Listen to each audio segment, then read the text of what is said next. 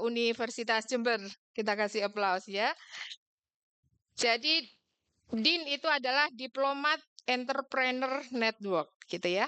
Jadi ada 2, tapi kita juga menghadirkan narasumber dari internal, yaitu nanti ada Kak Yusuf Yudhistira, SPD MPD ya. Beliau adalah founder dari PT Mekesi Indonesia Jaya.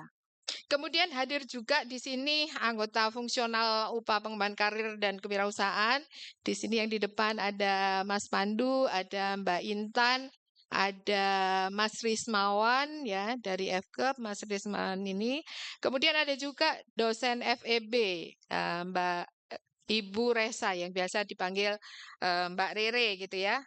Beliau supportnya luar biasa sehingga acara ini bisa berlangsung dengan sangat baik. Ada juga bagian kemahasiswaan Universitas Jember, kemudian segenap panitia yang sudah menyiapkan acara ini dengan sangat luar biasa.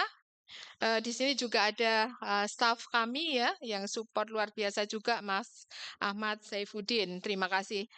Kemudian juga di sini hadir juga yang spesial ya, perlu saya sebut dan saya apresiasi, ada 7 mahasiswa pilihan dari Universitas Jember yang membantu dalam kepanitiaan pada siang hari ini. Dan tentunya seluruh mahasiswa Universitas Jember, kemudian ada juga ini beberapa perguruan tinggi di sekitar Universitas Jember. Terima kasih rawuhnya tadi ada beberapa saya kenal wajahnya gitu ya, karena kita sudah bermitra lama di Wirausaha Merdeka. Kemudian ada juga alumni, kemudian ada juga masyarakat umum, karena memang acara ini terbuka bukan hanya untuk sivitas akademika Universitas Jember, tapi juga berlaku untuk umum. Pagi ini 13 September 2024 menjadi hari yang sangat berharga ya bagi Universitas Jember khususnya.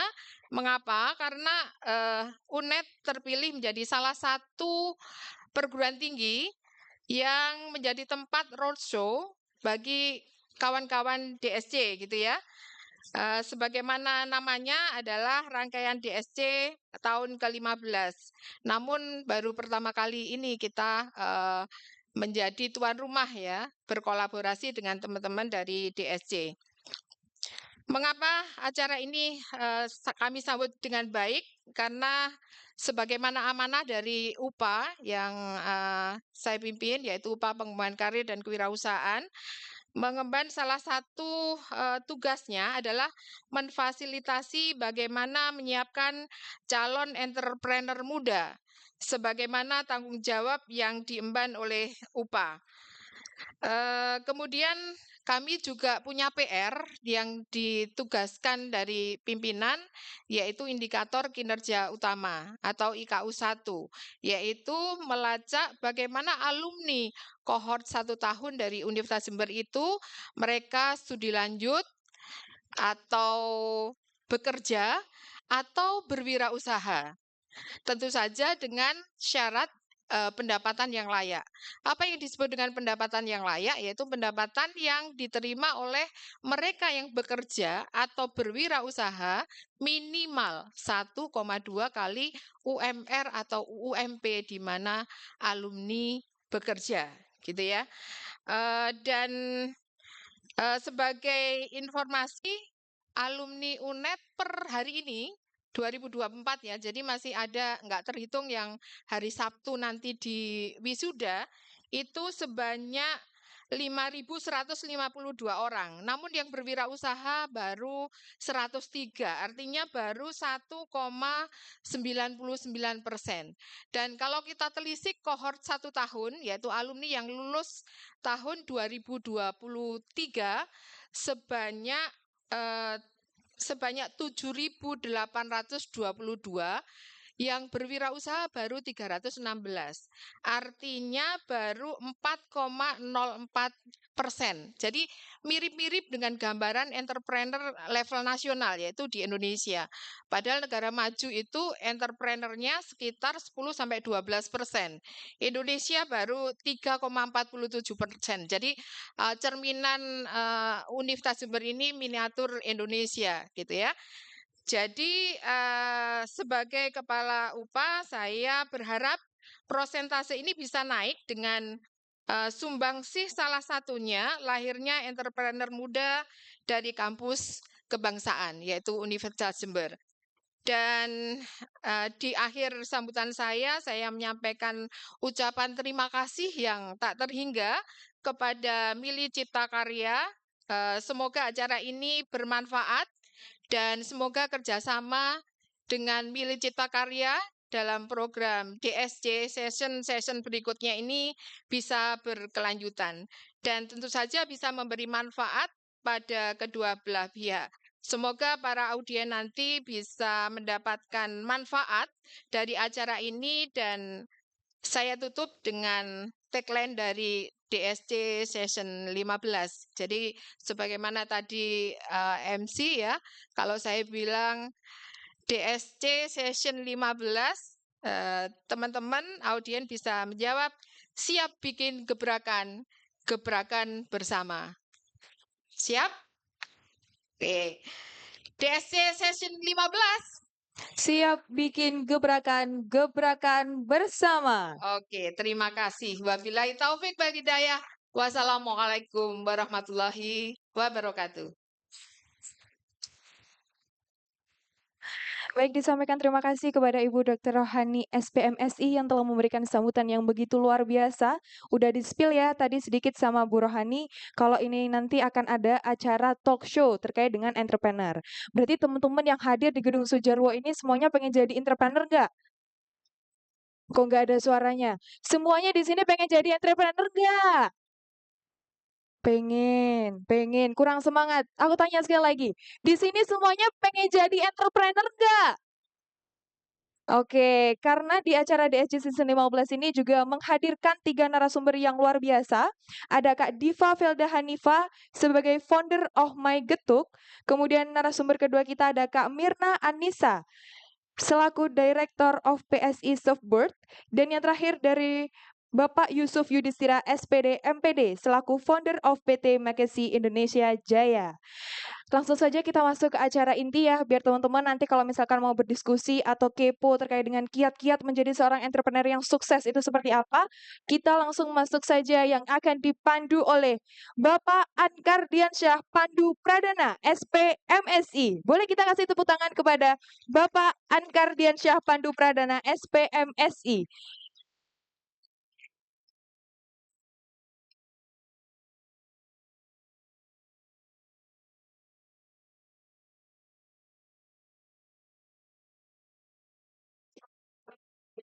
Oke ya, terima kasih.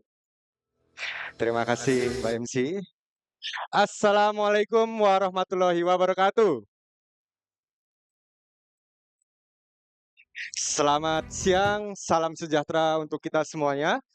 Luar biasa teman-teman semua yang bisa hadir pada siang hari ini, menyempatkan hadir tentunya ya. Karena saya yakin ada yang kuliah, ada yang praktikum, ada yang punya laporan praktikum, ada yang punya tugas seperti itu ya. Tetapi teman-teman bersedia untuk meluangkan waktu untuk hadir pada acara DSC Season 15 tahun 2024. Sudah tahu temanya belum? Ada hadiah menarik nih kalau tahu temanya nih. Saya hitung sampai 3 ya. 1. Ada. Saya kasih hadiah menarik nih. 2. 3. Oke, baik, tidak ada yang tahu ya. Tema kita pada siang hari ini adalah How to be young entrepreneur for next generation. Ya, jadi luar biasa temanya, sangat besar ya. Bagaimana untuk menjadi seorang entrepreneur begitu. Saya jadi ingat sebuah pepatah ya, yang bilang bahwa siapa yang tidak disibukkan dengan sesuatu yang baik, maka dia sedang disibukkan dengan sesuatu yang buruk. Jadi teman-teman hari ini sibuk datang ke acara ini, maka adalah orang-orang yang beruntung seperti itu. Baik teman-teman semua, tentu kita semua penasaran ya, sebetulnya apa itu Diplomat Success Challenge ya. Nah, setelah ini nanti kita akan ada talk show. Silahkan disimak ya. Kemudian siapkan pertanyaan-pertanyaan terbaik yang teman-teman ingin tanyakan langsung kepada 3 narasumber kita, karena nanti bagi 3 penanya terbaik akan diberikan hadiah, ya akan diberikan sebuah giveaway. Ya, jadi silakan nanti disimak baik-baik ya sesinya seperti itu. Nah, sebelum kita masuk ke acara inti, ya mari kita simak terlebih dahulu ya video profil atau biografi dari masing-masing pembicara kita pada siang hari ini. Kepada yang bertugas, kami persilahkan.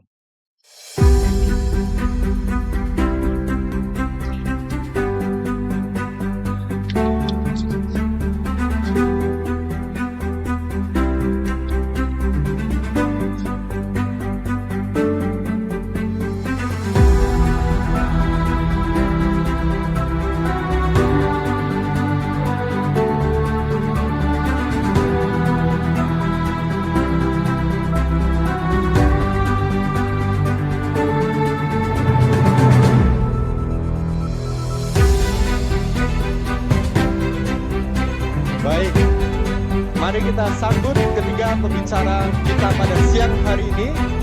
Beri tepuk tangan yang paling meriah kepada narasumber Kak Diva Felda Hanifa. Selamat datang Kak Diva. Narasumber kita yang kedua, kita sambut dengan tepuk tangan yang meriah Kak Mirna Anissa. Diikuti dan dilanjutkan oleh narasumber ketiga, yaitu adalah Kak Yusuf Yudhistira SPD MPD.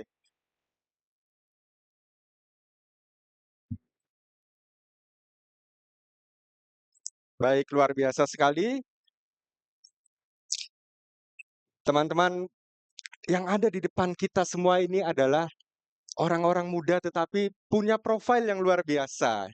Ya, jadi kita hari ini sangat beruntung ya bisa bertemu dengan Kak Diva, Kak Mirna dan juga Kak Yusuf. Baik. Dalam keadaan sehat semuanya, Kak Diva, alhamdulillah. Baik. Ya, sebelum kita memasuki sesi talk show ya, kita pengen dengar dulu nih, mungkin dari Kak Diva ya. Sebetulnya apa itu DSC, Kak? Barangkali nanti bisa bantu untuk dijelaskan seperti itu. Cek Mas. Sorry, Mas. Halo, selamat siang. Oke, aku perkenalan dulu ya. Aku dengan Diva Felda. Jadi bisnisku dari Oh My Getuk dari Kota Malang nih, teman-teman. Kalau dari penjelasan DSC dulu ya, kita kenalan dulu, tak kenal maka tak sayang. Jadi aku bagian dari DEN, Diplomat Entrepreneur Network. Jadi dari DSC, Diplomat Success Challenge. Jadi sebenarnya DSC itu apa sih gitu ya? Kalau misalnya teman-teman di sini masih pada kuliah kan ya? Atau ada yang udah kerja? Atau ada yang punya bisnis? Kuliah semua? Kuliah semua? Kuliah semua? Oke. Oh, mukanya Gen Z semua ya? Oke. Jadi, DSC itu simpelnya adalah ekosistem untuk para, wirausaha gitu, Mas Oke. Pandu. Jadi kalau misalnya DSC itu sebenarnya kalau aku bilang program itu kok kayaknya singkat gitu ya, tapi lebih tepatnya dia itu adalah ekosistem yang isinya sangat lengkap gitu. Jadi ada networking, teman-teman bisa kenal sama orang-orang hebat, mentor-mentor hebat. Sebelahku, Kak Nene juga adalah bagian dari DEN dan, melihat dari beberapa DEN yang lain, aku juga ngefans sama mereka sebenarnya. Jadi menjadi bagian dari DEN itu adalah salah satu mimpiku sebenarnya dari usia 12 tahun. Gitu sih Mas Pandu. Dari 12 tahun dan Yes, betul. akhirnya terwujud seperti Iya, itu ya. betul. Baik, terima kasih Sama-sama. Kak Diva ya. Jadi teman-teman tadi sudah dengar bahwa DSC itu sebuah ekosistem ya. Tadi kalau dibilang teman-teman masih kuliah, jadi saya jadi ingat ada yang namanya kura-kura, ada kuda-kuda gitu ya. Kuliah dagang. Ada yang seperti itu di sini? Ada ya pasti ya. Nah baik, terima kasih Kak Diva untuk penjelasan terkait dengan DSC. Nah selanjutnya mungkin kita pengen ulik lebih dalam ya dari Kak Diva, Kak Nenet ya, kemudian juga dari Kak Yusuf begitu ya. Nah mungkin bisa diceritakan kepada kita semua yang ada di sini latar belakang terkait bisnisnya seperti itu ya. Jadi barangkali terkait dengan produk atau mungkin gimana sih dulu sejarah sampai bisa menjadi seperti sekarang ini begitu. Bisa mungkin dari Kak Kak Yusuf dulu boleh? Baik, silakan. Gimana? Oke, terima kasih Mas Pandu. Selamat siang semuanya. Selamat siang. Salam sejahtera bagi kita semuanya. Perkenalkan, nama saya Yusuf Yudhistira. Ini di samping saya ada dua serkandi yang luar biasa hebat-hebat. Beri tepuk tangan dulu buat Mbak Nisa sama Mbak Nene. Oke, tadi berkaitan dengan bisnis ya. Tadi saya juga penyebutan nama gelar disebutin semuanya, ada SPD, MPD. Sedikit bercerita tentang pengalaman awal membangun sebuah bisnis. Kalau dilihat dari background, saya ini backgroundnya adalah pendidik. Saya kuliah S1 jurusan guru, saya kuliah S2 jurusan guru. Saya baru lulus sebenarnya kemarin magister di tahun 2023. Tapi ketika kuliah saya merintis waktu ada COVID di tahun 2019-2020. Nah, disitulah saya mencoba untuk research and development. Produk kita banyak, ada keripik pare, keripik talas, singkong dan lain sebagainya. Nah, itu semuanya produk dari UMKM Jember, mostly produk dari UMKM Jember. Saya adalah generasi muda. Saya kalau disuruh membuat produk agak-agak susah, kalah dibandingkan dengan ibu-ibu yang sudah berpuluh-puluh tahun kalau disuruh membuat produk UMKM. Nah, saya bisanya kemampuannya adalah marketing, kemudian desain grafis dan lain sebagainya. Kenapa nggak aku bisa menjadi jembatan buat orang-orang agar bisnisnya juga ikut berkembang, ikut skill up seperti itu. Nah, waktu itu pas pandemi juga ada salah satu petani pare di rumah ngasih satu karung sayur pare itu banyak banget. Sedangkan di rumah nggak ada yang suka sayur pare gitu. Karena waktu itu pas pandemi harga pare itu 500 perak per kilonya. Nah, karena petani rugi ya akhirnya dikasih ke tetangga-tetangga. Salah satunya saya. Lakinya waktu itu di situ. Nah, kita bingung nyoba buat produk apa di awal pertama kali itu. Kita coba riset and development, ternyata sayur pare ini bisa diolah menjadi beberapa hal. Salah satunya yaitu cemilan aneka keripik. Nah, kita coba tambah value daripada produk sayur pare itu hingga kita bisa settle sampai di sekarang. Kita punya beberapa saluran distribusi, kita kerjasama dengan retail, hotel bintang 5 juga untuk supply cemilan makanan ringan. Itu butuh effort yang tidak mudah. Banyak struggle, banyak challenge, banyak juga ups and down, itu pasti untuk bisnis. Dan saya senang karena di bisnis Makeci Indonesia itu saya tidak sendiri. Saya membawai sekitar ada 15 sampai 20 ibu rumah tangga yang memproduksi cemilan makanan ringan dan mereka bekerja sama dengan kami. Mereka kita jadikan leader. Mereka kita jadikan leader untuk membawahi para wanita rumah tangga lainnya untuk bisa saling bersinergi. Itu untuk di Makeci Indonesia sendiri. Baik, luar biasa ya. Boleh kasih tepuk tangan dulu untuk Mas Yusuf ya, Kak Yusuf. Jadi memang dari usia berapa kalau boleh tahu, Kak? Dulu memulainya. Saya usia sekarang 28 tahun. Kira-kira di tahun 2020 saya usia 25-26. 25-26. Ya. Baik, masih sangat muda ya. Baik, terima kasih Kak Yusuf. Mungkin bisa dilanjutkan ke Kak Nene. Saya lanjut, oke. Assalamualaikum warahmatullahi wabarakatuh. Waalaikumsalam warahmatullahi wabarakatuh. Selamat siang semuanya.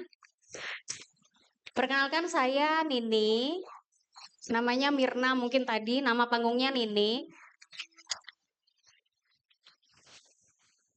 Oke, nama produk saya PSI Surfboards. Kalau ada yang pernah tahu papan selancar, surfboards, itu produk saya. Ada di Surabaya, pabriknya. Jadi yang kalian lihat di Bali, teman-teman yang lihat di Bali, itu bikinnya di Surabaya Barat. Gitu. Jadi terima kasih yang tepuk tangan. Terima kasih. Untuk produk kita alhamdulillah sudah diekspor 80% ke Australia, Amerika, New Zealand, Dubai, seluruh dunia alhamdulillah. dan sisanya kita kirim ke lokal-lokal aja, gitu sih. Backgroundnya apa ya? Kejebak sebenarnya. Kalau saya ngomongnya itu blessing in disguise. Saya dulu gitu ngomongnya. Karena apa? Saya basicnya sebenarnya sastra Inggris. Saya lulus dari sastra Inggris UNER. Tahunnya nggak usah disebutin karena nanti akan ketahuan umurnya. Terus nggak perlu ya. Oke, lalu saya masuk di PSI Surfboards. Waktu itu jadi operational manager dulu pertamanya. Lalu saya datang tiba-tiba itu nggak ada apa ya, direksi sama sekali, Mas.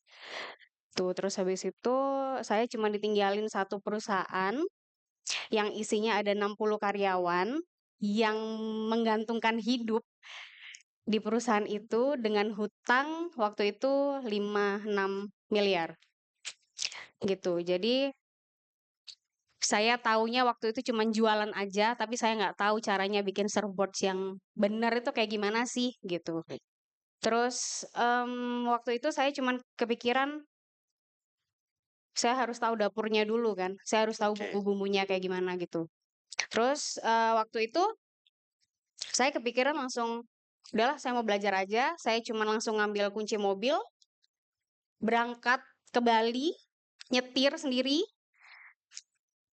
belajar di Bali selama 3 hari, ketemu teman-teman saya di sana yang which is senior ya di sana. Senior di sana, terus saya videoin, saya bener-bener 24 jam literally di studionya mereka. Cari tahu gimana sih caranya glassing, shaping, kayak gitu. Lalu saya pulang ke Surabaya, kecelakaan di Situbondo. Saya nyampe di Surabaya, kasih video, kasih contoh ke teman-teman yang 60 orang itu. Mereka pusing karena beda sistem ya sama sebelumnya. Kita jatuh bangun sebulan 2 bulan, alhamdulillah hutang 5-6 M itu kita selesaikan dalam waktu 8 bulan. Luar biasa. Itu jadi alhamdulillah sampai sekarang saya dipercaya jadi director PSI Surfboards sampai sekarang alhamdulillah. Oke. Jadi terjebak tetapi terjebak di jalan yang benar seperti itu ya. Benar-benar alhamdulillah. Oke, terima kasih Kak Nene ya. Jadi memang untuk menjadi sukses kadang perjuangannya perlu panjang, Betul. berdarah-darah, tetapi di depannya itu ada sesuatu yang indah seperti itu ya. Belum ketahuan indah sih awalnya, Mas. Nggak kelihatan Nggak soalnya. kelihatan, Meraba banget. tapi ya harus terus tetap berjalan Betul, seperti itu betul, ya. betul. Baik, terima kasih Kak Nene. Kak Diva bisa mungkin diceritakan juga ya. Oke, siap. Thank you Mas Pandu. Oke, teman-teman, aku tadi udah perkenalan ya. Namaku Diva. Jadi aku ada bisnis di Malang, dari kota Malang, namanya Oh My Getuk. Kalau disingkat tuh OMG. Sebenarnya brand ini tuh awalnya sama sih ya. Kalau misalnya punya cerita histori latar belakang yang sama dengan tadi yang Pare. Nah, Pare itu 500 perak ya Mas waktu di Covid. Kalau waktu aku kuliah, jadi aku tuh kalau di flashback lagi dari kecil sebenarnya suka jualan Mas Pandu. Terus tuh dari SD kemudian sampai ke kuliah aku juga tetap suka jualan. Nah, tapi sempat gagal dalam pas kelas 3 SMA bisnis pancake durian. Aku ngerasa nggak mau deh bisnis lagi. Tapi di tahun 2017 aku mau bisnis tapi aku belajar dulu. Jadi aku kuliah ambil jurusan bisnis. Kemudian ada kompetisi bisnis saat itu. Bukan DSC tapi ya. Nah, jadi ada kompetisi bisnis kecil-kecilan, terus kemudian aku ikut. Ketika aku ikut, aku juga harus menyelami apa yang mau aku jadikan ide bisnis. Nah, ternyata ketemu di Kabupaten Malang tuh sangat melimpah stok singkong. Nah, stok singkong tuh kan macam-macam ya. Jadi ada singkong keripik singkong, ada singkong itu misalnya untuk getuk. Getuk itu butuh singkong yang lembut, teman-teman. Di sini pasti tahu getuk kan ya? Ada yang nggak tahu nggak? Oh tahu ya, oke tahu semua, good. Jadi getuk itu butuh singkong yang lembut. Nah, tapi saat 2017 harganya tuh anjlok. persis harganya 500 per kilonya. Dan saat itu aku presentasi ide bisnisku dan ternyata salah satu juri yang mendengarkan itu mau jadi investor saat itu. Nah, karena menurutku pribadi aku sangat kurang pengalaman dalam memulai bisnis gitu ya. Akhirnya ya udah, proses dulu nih beberapa bulan coaching dan segala macam, akhirnya jadilah Oh My Getuk kita buka di tahun 2018 dan bisa bertahan sampai sekarang. Itu pun juga salah satu kuncinya adalah aku bekerja sama sama para petani singkong. Jadi mitra, utama dari Oh My Getuk adalah petani singkong, karena kita pengen singkong ini tuh kita pengen naikkan citranya gitu. Karena kalau misalnya orang makan, "Wah, keripik singkong, alah singkong goreng," gitu ya ibaratnya. Nah, sekarang bisa jadi, getuk gitu. Nah, getuknya paling teman-teman mikirnya kayak, "Wah, paling getuk pakai kelapa," gitu ya. Nah, getuk, di Oh My Getuk tuh harganya per box itu 35.000 teman-teman. Jadi, kalau aku tuh dulu paling suka dikomentarin sama ibu-ibu, karena marketnya kita ibu-ibu sebenarnya. Suka ditanyain, "Mbak ini yang bikin waras kan ya? Bikin getuk tuh sampai 35.000 gitu satu box, mahal banget." Tapi ya justru seninya di situ. Gitu sih Mas Pandu. Oke, Thank you. baik luar biasa ya. Beri tepuk tangan dulu untuk Kak Diva ya. Jadi kalau kita dengarkan dari Kak Yusuf, Kak Nene, dan Kak Diva tadi memang sebetulnya semuanya tidak dengan mulus-mulus saja ya. Perlu sebuah effort ya, kemudian juga perlu kemampuan untuk bisa melihat peluang tentunya ya, dan kemudian itu bisa diambil dan dimanfaatkan. Nah, tapi gini, mungkin saya mau tanya sama Kak Nene ya, terkait dengan kalau kita ini Kak, misal teman-teman mau memulai usaha gitu ya, di awal tentu modalnya terbatas, begitu. Nah, sedangkan biaya untuk promosi, biaya untuk mengiklankan produk itu kan tidak murah. Nah, apa strateginya Kak? Misalnya kita mau mempromosikan produk sedangkan modal kita itu terbatas, seperti itu. Kalau jawaban paling tepat sekarang adalah sebenarnya balik lagi ke teman-teman ya. Karena kan teman-teman di sini adalah justru ahlinya, Mas. Jadi Gen Z kalau saya boleh bilang ya. Usia berapa sih di sini? Belum ada yang berapa?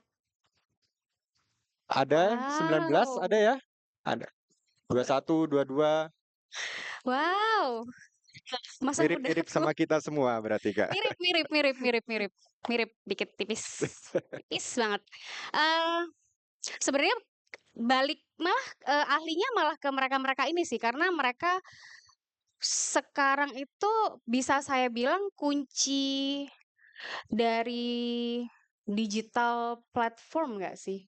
Iya nggak sih Iya Kak? betul. Iya kan? Mereka bahkan kalau di kelas kadang-kadang masalah digital, mereka lebih ahli dari dosennya, seperti itu. Betul, Iya. gitu. Jadi kebetulan saya juga punya banyak teman-teman mahasiswa juga yang istilahnya usianya sama, tipis sama saya juga, dan keahlian untuk, digital platformnya itu jauh lebih canggih dan, apa ya, sekarang itu kan musimnya kayak TikTok, Iya. Reels, dan segala macam. Kayaknya sekarang feed itu malah nggak muncul nggak sih, yang FYP itu malah yang Reels dan video-video gitu nggak sih? Bener ya? Daripada Instagram post aja gitu maksudnya.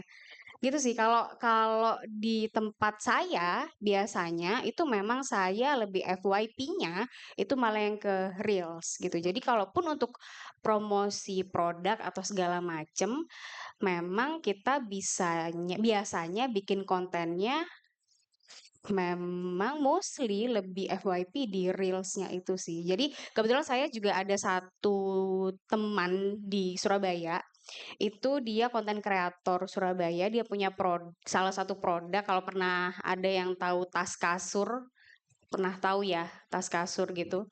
Nah, dia itu rajin banget bikin konten Reels gitu, TikTok juga, di-upload di TikTok juga, cara pembuatannya. Jadi dia emang maksudnya nggak takut untuk ada orang yang nyontek atau apa gitu, tapi, dia punya ciri khas, satu ciri khas yang memang emang itu punyanya dia gitu. Oke.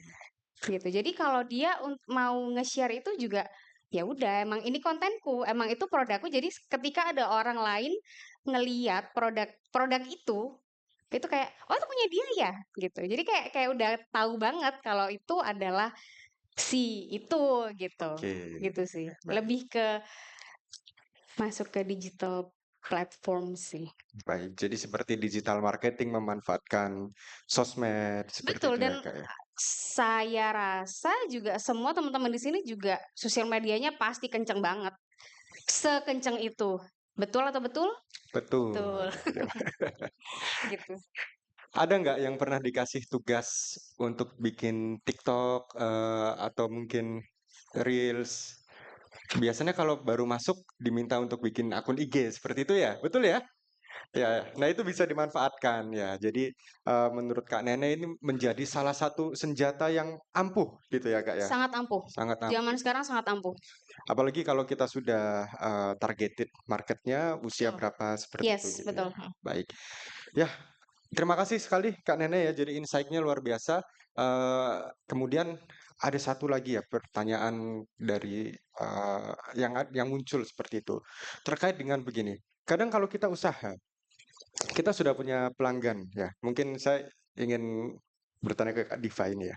Kita sudah punya pelanggan Kak. Nah kemudian gimana sih cara kita itu bikin engagement yang kuat gitu sama pelanggan supaya mereka itu tetap sama kita, mereka loyal sama kita seperti itu. Mungkin Kak Diva punya tips and trick ya, karena mungkin eh, bisa dibilang mungkin getuk kan bukan setiap hari kita makan getuk ya. Tapi saya yakin konsumennya pasti balik lagi, balik lagi. Nah itu gimana Kak?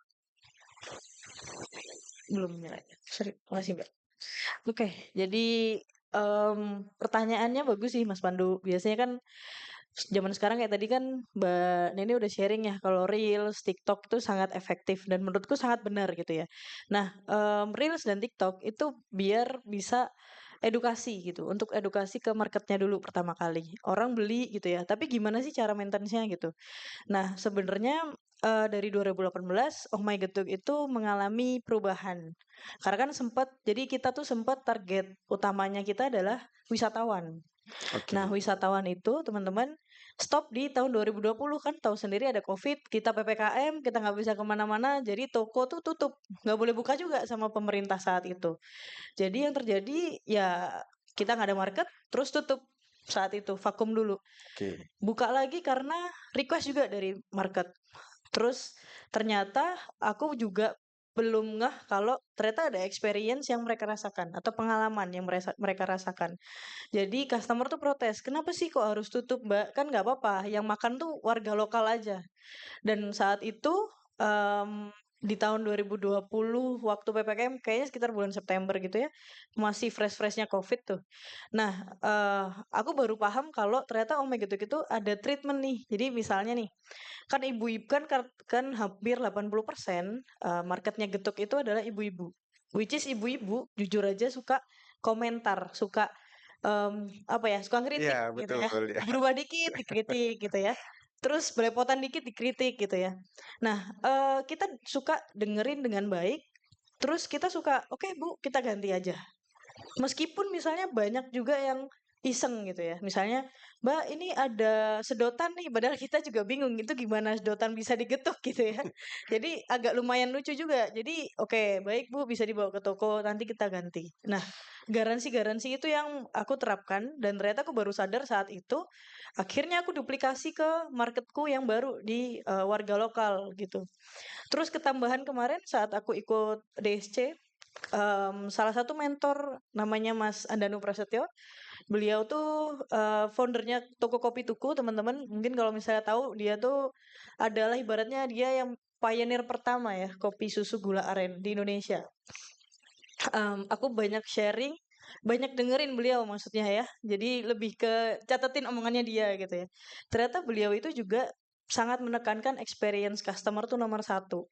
Jadi kalau misalnya kita lihat brand kopi yang ijo yang awalannya es itu kan punya experience. Jadi harganya mahal gitu ya, kita belinya tuh kayak eksklusif. Nah kalau toko kopi tuku enggak, toko kopi tuku punya cara memanjakan customer-nya dengan beda. Jadi bisa jadi teman, hafal, bahkan baristanya tuh hafal setiap customer-nya tuh kayak gimana. Nah, itu yang coba aku contek di bisnisku, dan itu alhamdulillah dari tahun 2022 kemarin setelah lulus DSC sampai tahun 2024 tetap aku pertahankan pakai caranya Mas Tio, dan itu works gitu. Jadi salah satu gimana caranya menjaga pelanggan gitu ya agar nggak kabur-kaburan adalah kita beneran care. Karena kalau misalnya kita beneran perhatian, kita beneran care gitu ya, kita tuh ternyata pelanggan tuh suka sama kita gitu, dan mereka akan nempel terus, akan loyal terus. Kurang lebih seperti itu sih Mas Pandu. Oke, berarti tidak hanya sekedar produknya, Benar, tetapi experience-nya ya. Saya jadi betul. ingat juga Mbak. Jadi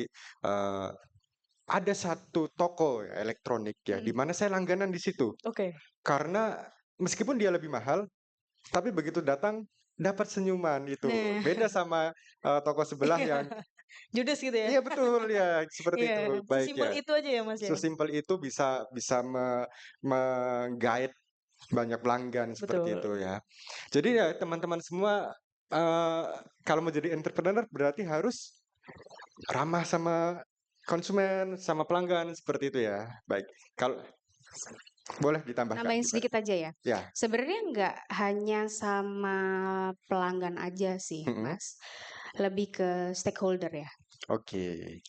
Ke karyawan iya, ke shareholder iya, ke semua pemangku kepentingan sebenarnya. Seharusnya. Karena PSI itu kan sudah dari 2010. Mm-mm. Supplier kita sama, customer kita dari 2010 itu masih ada, masih bertahan. Bahkan yang dari OSI itu dari 2009, malah sebelum kita buka. Dari sebelum kita buka itu dia sudah mempercayakan mau coba produknya di kita. Luar biasa. Gitu. Baik. Karena sistem treatment gini, culture yang saya apa ya istilahnya nurture di PSI itu kan dari berbagai macam ras, Hmm. Kaukasian, Indonesian, macam-macam lah. Madura, Jember, karyawan tuh macam-macam. Dari Lamongan, dari mana itu karyawan. Supplier Jakarta, Bandung, Vietnam segala macam. Cara treatmentnya tuh beda-beda banget. Itu yang nggak bisa kita samakan. Kita jualan, ya benar kita jualan, tetap jualan. Tapi jangan lupa, kalau ada personal attachment, itu akan jauh lebih menyenangkan, jauh lebih menguntungkan. Dan itu lebih dari sekedar profit, itu aja sih. Tambahan dari saya gitu. Oke, terima kasih Kak Nene ya, luar Thank you. biasa ya. Jadi kita belajar banyak ya. Saya sendiri pun belajar banyak dari Kak Diva, Kak Nene, dan Kak Yusuf ya. Nah, kalau berbicara soal masalah usaha gini ya, mungkin Kak Yusuf ya, kita tidak pungkiri ya bahwa zaman itu terus berkembang ya. Entah karena perubahan gaya hidup ya, kemudian perubahan teknologi pastinya ya. Nah, kemudian juga barangkali perubahan selera juga ya. Nah, eh, sebagai seorang entrepreneur, tentu kita harus adaptif gitu Kak sama yang namanya perubahan gitu. Gimana sih tipsnya supaya entrepreneur itu bisa tetap adaptif ya, supaya kita tidak kehilangan pasar gitu Kak? Oke, kalau berbicara tentang tips dan strategi, sebenarnya saya juga sering dapat pertanyaan semacam ini, Kak, modal jadi seorang wirausaha itu apa sih? Gitu. Teman-teman yang datang di sini semuanya pengen jadi wirausaha nggak sih? Coba angkat tangan yang pengen jadi wirausaha. Oke, ada yang pengen jadi CPNS? Oh ada. Nah, berbicara tentang bagaimana seorang entrepreneur itu bisa selalu adaptif terkait perkembangan zaman, karena memang kita sebagai business owner harus peka terhadap situasi dan kondisi. Nah, saya ingin memberikan sedikit strategi. Menurut saya, ada beberapa skill yang teman-teman harus punya sebagai yang entrepreneur, baik itu soft skill maupun dari hard skill. Soft skillnya apa saja sih kalau pengen jadi entrepreneur yang bisa beradaptasi dengan kondisi apapun? Yang pertama adalah kalian harus punya kemampuan communication skill dan juga public speaking. Itu penting banget. Bagaimana kalian nanti mengutarakan ide-ide, konsep bisnis yang kalian miliki terhadap partner, kalau kalian punya partner, kepada tim kalian, kalau kalian punya tim dalam suatu manajemen. Kemudian yang kedua, skill yang tidak kalah penting adalah critical dan juga analytical thinking. Itu penting banget. Bagaimana cara kalian bisa mencari, oh kira-kira marketnya sekarang itu bergeser ke arah mana? Kira-kira trennya sekarang itu seperti apa? Bersyukurnya karena saya kuliah di pendidikan geografi, ada satu basic yang saya bisa implementasikan di bisnis adalah kemampuan mapping.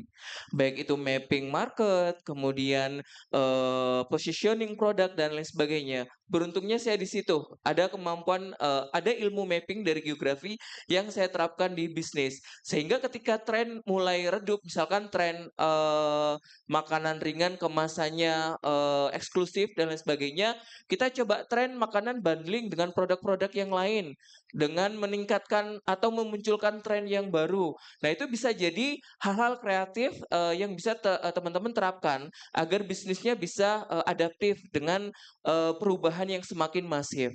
Nah, skill yang selanjutnya adalah yang teman-teman harus miliki selain communication, public speaking, critical analytical, kemudian ini literasi.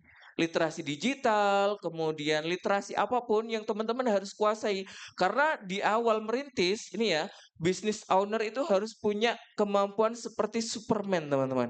Kita harus ke sana, kita harus ke sini, kita harus melakukan ini, kita harus melakukan ini.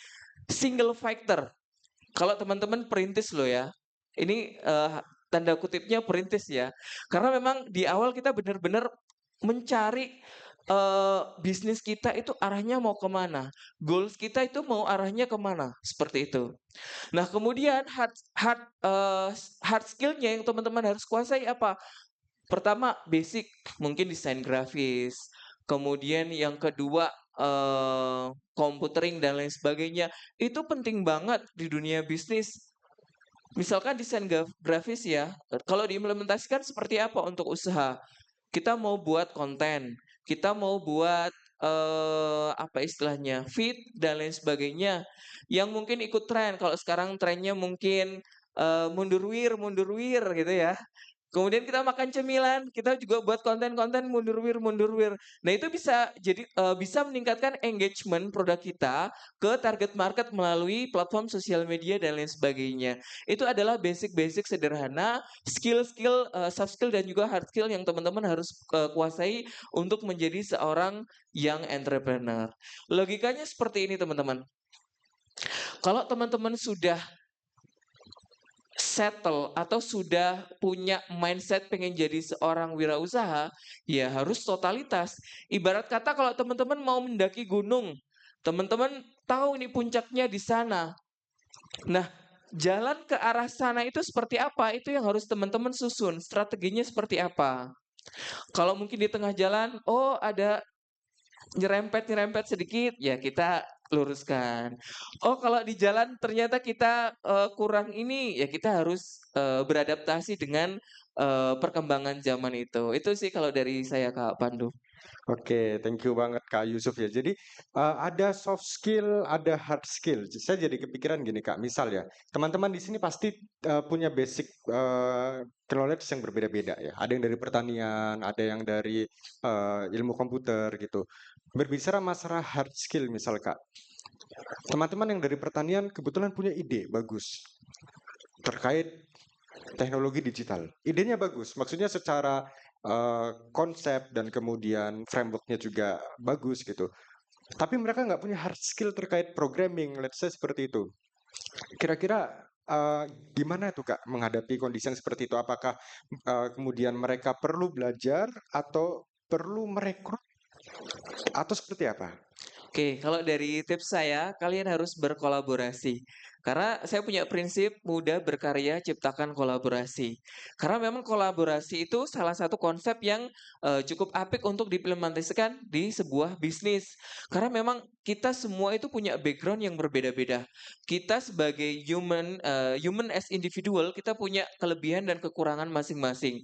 Mungkin satu kemampuannya public speaking, oke, jadi tim marketing dan lain sebagainya. Oke. Satunya ternyata dia pemalu orangnya. Waduh, aku kalau menghadapi pelanggan kayak gemeteran gitu Grogi gitu jatuhnya. ya. Pokoknya aku di belakang layar aja deh gitu. Ada tipe-tipe orang yang seperti itu. Nah, kita harus bisa connect dengan orang-orang yang ketika kita ingin membentuk sebuah partner dalam sebuah bisnis. Kuncinya di kolaborasi itu. Makanya teman-teman mumpung ini ada kesempatan kegiatan di SC itu daftarnya bisa individu, bisa berkelompok juga.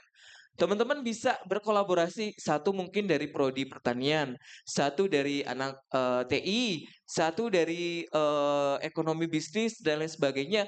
Kalian bersinergi membentuk sebuah tim, ciptakanlah ide gagasan-gagasan bisnis yang itu istilahnya bisa menyelesaikan permasalahan yang ada di lingkungan sekitar. Satu tadi skill yang belum saya sebutkan untuk soft skill-nya adalah problem solving. Jangan hanya membuat bisnis, hanya oke aku menciptakan bisnis saja, tapi value daripada bisnismu itu tidak ada atau belum terbentuk. Nah, ciptakan bisnis yang punya value, ciptakan bisnis yang bisa at least itu bermanfaat untuk orang lain. Seperti itu, Kak Pandu. Baik, terima kasih ya Kak Yusuf. Mungkin Kak Diva, Kak Nenek ada tambahan terkait hal itu? Yang punya program di atas ngangkat tangan itu. Itu yang di atas Bapak DSC. Tuh. Nah, itu Bapak DSC yang punya program. Teman-teman boleh kalau ada di sini ada yang udah punya bisnis? Angkat tangan aja, ide deh, ide. Luar biasa. Udah ada jalan atau ide? Hah, jalan? F&B? Atau apa? Masih prototype mungkin bisnisnya ya? Ide katanya udah jalan. Oh, udah jalan. Oh, oke. Oh, Rutaka, Kak. Rumah olahan okra ya? Oh, itu. Makanan, ya. F&B berarti. F&B. Oh, oke. Udah daftar DSC? Udah. Nomornya sudah di-keep? Udah dicatat ya? Namanya siapa, Mas? Siapa Mas? Bisa lebih keras mungkin? Safaatul. Oh iya. Berarti udah jalan berarti ya bisnisnya. Luar biasa. Good job. Aku tadi mau ngomong apa ya, lupa deh. Terkait yang tadi Kak, yang punya ide tapi secara skill nggak punya gitu. Oh iya, lupa. Iya, tadi soalnya ke distract sama Bapak DSC itu. Tadi Mas Yusuf. Mas Yusuf, sorry. Mas Yusuf tadi itu sempat ngobrol, benar kolaborasi, ya. Tempat yang cocok banget untuk berkolaborasi adalah DSC. Bener, wadahnya itu di DSC, luar biasa. Boleh banget ketika kita punya ide bisnis, ketika ada teman-teman yang bisa punya keahlian di problem solving ini, itu gitu. Maksudnya di dalam satu lini yang sama ya maksudnya gitu. Boleh untuk membentuk tim. Tapi nanti ketika di DSC yang maju tetap satu orang gitu. Yang maju tetap satu nama aja. Perusahaannya tetap timnya mau 20, 500 juga nggak apa-apa, tapi yang maju tetap satu gitu. Jadi saya mau ngejelasin itu aja, mewakili sebagai perwakilan aja gitu. Soalnya tadi yang bapaknya nggak boleh gitu katanya. Makanya tadi saya mau ngejelasin aja, klarifikasi gitu. Oke, baik, terima kasih Kak Nene. Mungkin gini Kak, karena ini kan teman-teman ada yang sudah punya ide bisnis ya, ada yang bahkan sudah jalan, ada yang belum punya sama sekali ide bisnis tapi ingin memulai seperti itu. Boleh dikasih nasihat Kak untuk kita semuanya ya, terutama yang adik-adik yang baru akan memulai bisnis. Kira-kira nasihat terpenting apa ya buat seseorang yang baru akan memulai untuk bisnis seperti itu? Mungkin dari Kak Diva bisa ya? Oke, oke. Thank you Kak Pandu pertanyaannya. Jadi tadi pertanyaannya tuh pas ya. Aku tuh kayak flashback ke teman-teman nih. Teman-teman semester berapa sih sekarang rata-rata? Semester 3, semester 2, semester 3, semester kata ini lucu banget gitu ya. Nah, aku berarti 5 tahun yang lalu aku semester 3. Semester 3 dan semester 4 gitu ya. Nah, jadi aku tuh waktu SMA, teman-teman kegiatanku setiap hari Sabtu gitu. Setiap Sabtu dan Minggu enggak dong, 7 tahun lalu. Itu aku ini apa namanya lihat jadwal ada seminar bisnis nggak nih, ada talk show bisnis nggak. Nah itu aku selalu lihat. Jadi aku di Kota Malang, aku lihat di beberapa ya kayak UNED gini ya, Jember, terus habis itu ada di OM, Brawijaya dan segala macamnya. Aku akan ikut. Jadi aku akan apa ya, aku akan mendengarkan orang-orang hebat itu di panggung gitu ya. Mereka cerita apa sih yang bisa mereka bagikan tuh apa sih gitu. Nah, jadi dari situ aku baru kepikiran, oh kayaknya bisnis nih menarik.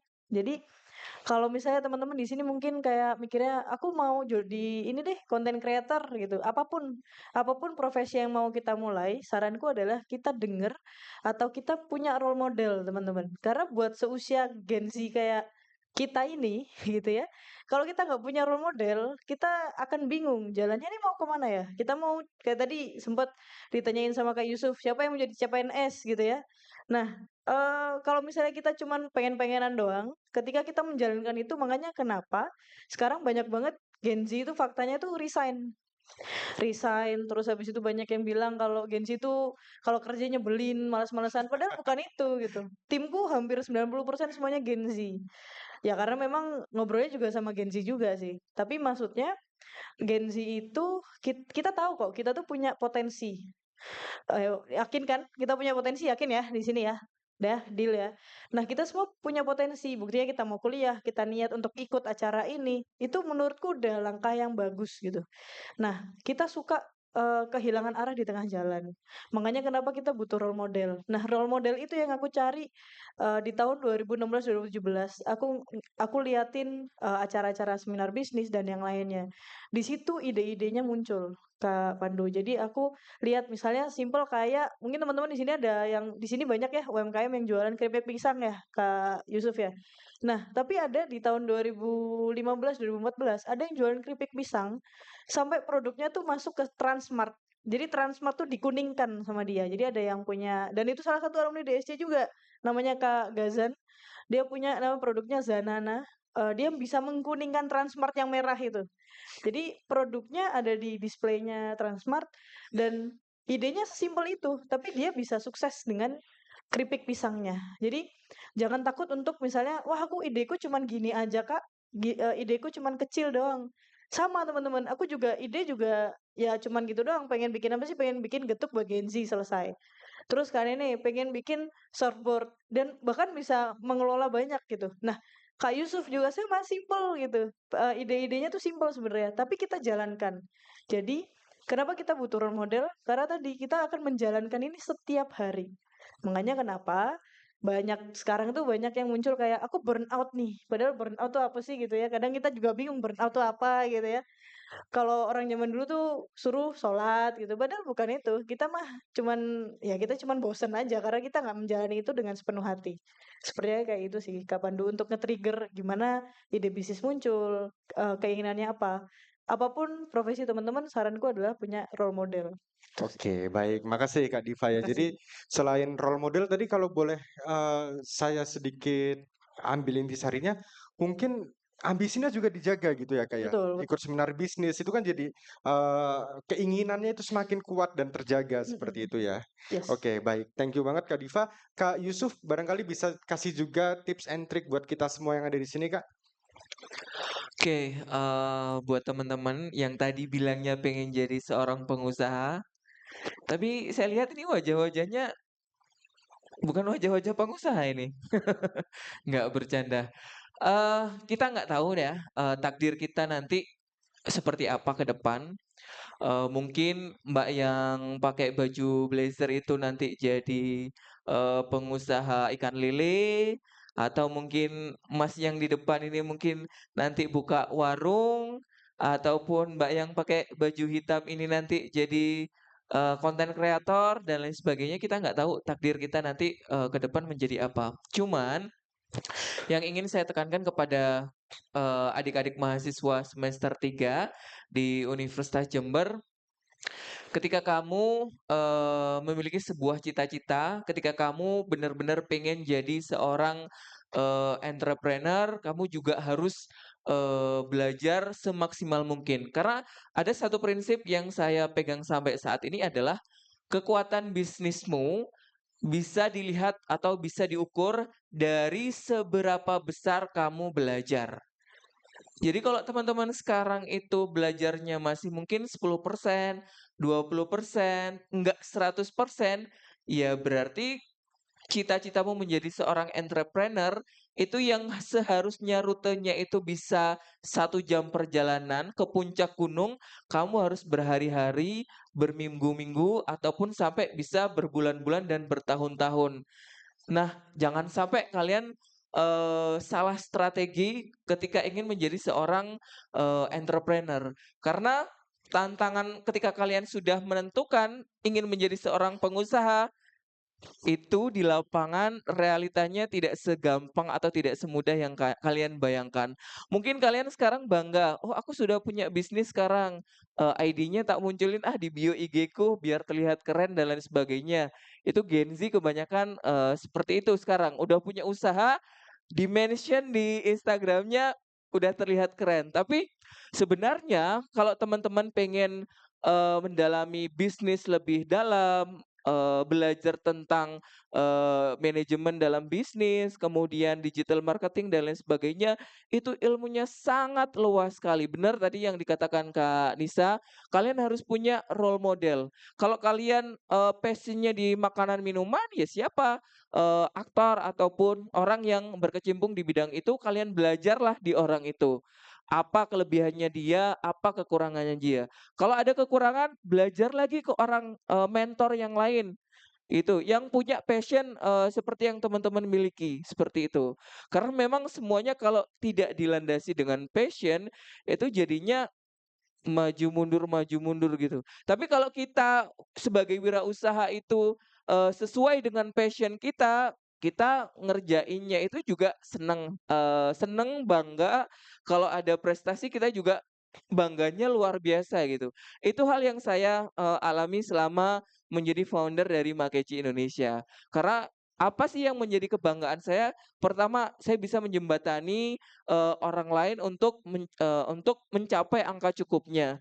Kemudian yang kedua, saya merasa bangga karena saya sebagai generasi muda, saya tidak bergantung kepada orang lain, saya bisa menciptakan lapangan pekerjaan yang itu bagi sebagian orang sangat bernilai. Nah, di situ, value yang, sampai saat ini saya bangga, di Makeci Indonesia, gitu, Kak. Oke, makasih banget Kak Yusuf ya. Jadi harus ada passion-nya dulu seperti itu ya. Kalau tidak ada, harus ada gitu ya. Jadi kuncinya adalah itu. Makasih Kak Yusuf. Terakhir mungkin dari Kak Neneh terkait apa sih tips dan trik atau nasihat yang paling penting untuk yang baru akan memulai atau sudah memulai di awal-awal seperti itu. Pertanyaannya sih balik lagi ya, yakin berbisnis. Gitu dulu sih. Diyakinkan dulu ya. Yakin berbisnis gitu. Yang tadi punya bisnis, yakin mau ngelanjutin. Gitu.